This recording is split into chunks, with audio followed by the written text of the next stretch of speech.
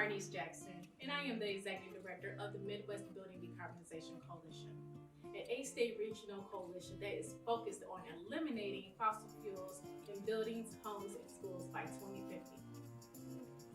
Tell us a little bit about what decarbonization is. So, decarbonization essentially is when you're taking all of the elements out the air and making sure, so elements mean dirty stuff. So we want to make sure that we eliminate the dirty stuff, i.e. oil, gas, which are really plaguing our community. So we want to decarbonize to something more cleaner, like wind, solar, geothermal, those things that are naturally resourced by our natural resources, water, sun, and nature, things like that. Okay, what should say? So, Miss Marnese Jackson. My family call me Chris. My family down south call me Sunshine. I feel like moving into this role as the executive director, being there from the beginning, setting the foundation for members, I have a way of connecting people, relating to people, because I have been in situations these people talk about, right? I have lived it. And connecting to people about these issues make me feel like I'm doing something. Not a savior complex, because I clearly know I can't save everybody, but empowering people to understand that they already have the power, so they really don't need the power to be empowered, but to understand that, hey, it's there. You have to show up for yourself because nobody else is going to show up for you and your family. I want to help. So what are the ways that someone like me, who's a part of these communities that's been affected, because I have asthma myself, Okay. and it might have been a consequence of all the things that you mentioned, and being from that community, not having a lot of say in the changes. So if you are our advocate, how can we help you? Well, acknowledge. The first thing is acknowledgement that you just said that you have asthma. You may not know where it was coming from, right? Acknowledge that, and I think also be vulnerable, because to talk about these issues, like, I can't afford my utility bill. That it is brave, and you also have to be vulnerable. So that's the first two things. Go into your internal self, but interpersonal. Show up in the best way you can. There's ways you can show up at your city council meeting by saying, hey, do we have a climate action plan that includes disaster preparedness? Does it include building decarbonization? Are schools efficient? Are buildings efficient? Are homes efficient? Is there a plan? Because Oakland County, for example, do have a plan for Oakland County to be more climate and environmentally friendly, but that has to trickle down to the local communities too. So show up at your city council meeting, just say, hey, what's going on with this climate action plan? And they might not even know that they need one, but hey, they're gonna start thinking about it. 2, show up at the Public Service Commission meeting. Those are the people, and they are either appointed or elected by the governor. So that means this is where your voting rights matter, people. So whoever you vote for is going to dictate how they're going to hold our utility providers accountable for the things that they're doing.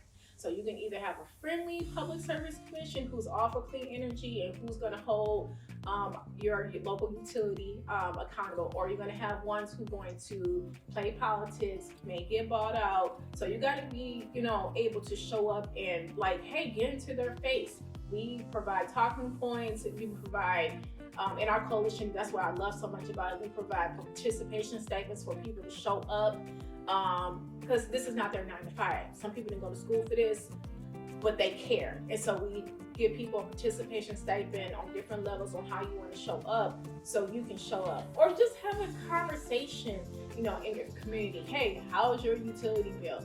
Do you have asthma? Did you experience, everybody in Michigan and Southeast Michigan, for example, have experienced the utility shut off just because of the rainstorm, or they may have examined, like, why is my bill so high this month? So that's how you build community, by having those conversations. No, it's not really getting into people's business, but sometimes you got to do a little prying to see, hey, am I the only one experiencing this? Closed mouths do not get fed, and that's real. So we have to really just talk about these issues that we may not be like, it's a so-called white thing. It's not a white thing. Climate change and environmental justice affects Black people at a higher percentage, actually more, like almost 90% more than our white counterparts, okay?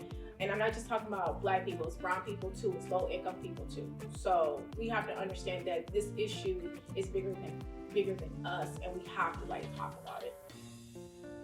How can we keep in touch with you? Can you tell us, like, you have a website? Do you have social media? Yes. We had www.midwestdecarb.org. We are on social media: Facebook, Instagram, X now, aka Twitter. We probably will be making an Instagram, since we have an Instagram and a TikTok, since we have youth who are part of our youth working group Decarb team.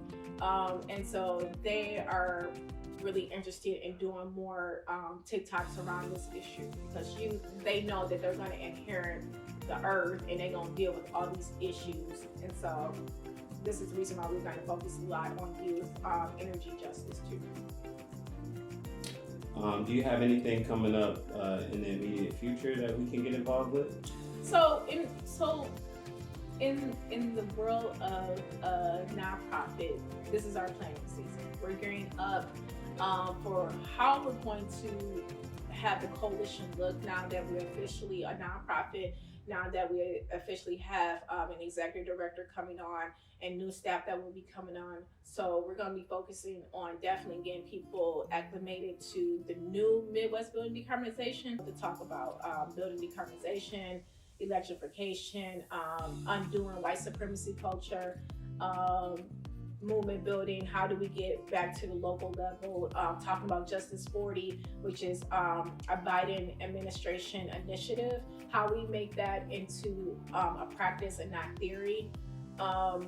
How the Inflation Reduction Act is benefiting local communities, i.e., as you all see that the roads are getting fixed, that's due also because of the Inflation Reduction Act, which is also part of building decarbonization. So just educating people on how to see themselves in this movement, and continue doing that education, because it is wonky, it is boring, but when you are part of something that actually really directs, impacts your life, I think people really like to be a part of the change. So, I say to people all the time, like, this movement is boring. It is geeky, it's wonky. However, I have seen the excitement in our coalition members being involved in it. From youth members all the way on up, like typical, not big greens, and we call big greens the traditional greens that are white led.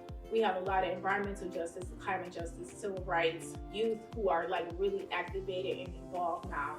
And I mean, I usually don't glow, but I'm like, hey, I did that. I'm a connector. Like, hey, Marnese, this is boring, but I love it. And I'm like, yeah. So I'm glad that I took a step out of moving from one career path to a different career path, because I did not go to school for this. So I'm glad I stayed. Very good, very good. Yeah, so I really want to give a shout out to my wonderful team, Jacob Surfling, who is the co-director of Building and Technology, and then Maggie Hazard, who is our communications manager. You all are so awesome. I could not have done it these past 3 years without you. But then I want to also give a shout out to our board of director, who is inaugural. This is the first board of directors for this new nonprofit. They are awesome. They are setting the vision, the foundation of the organization. I'm happy to be working alongside you all. And then lastly, I want to give a shout out to all of our working groups and members, especially our working group leaders who are doing the work on the ground in the different states, across the states, community, local levels. So I want to shout out to all the working groups. You are awesome, because we know the work gets done there.